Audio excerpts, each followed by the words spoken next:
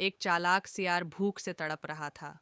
उसने जंगल के पवित्र झरने में मिट्टी मिलाकर उसे गंदा कर दिया ताकि बाकी जानवर पानी न पी सकें। सभी हिरण, खरगोश और पक्षी प्यास से परेशान हो गए। तभी एक बूढ़ा हाथी झरने के पास आया और पानी की हालत देखकर समझ गया। हाथी पास के पहाड़ पर चढ़ा, अपनी सूंड में शुद्ध बर्फ लाया और झरने में डाल दिया। झरने का पानी फिर से साफ हो गया।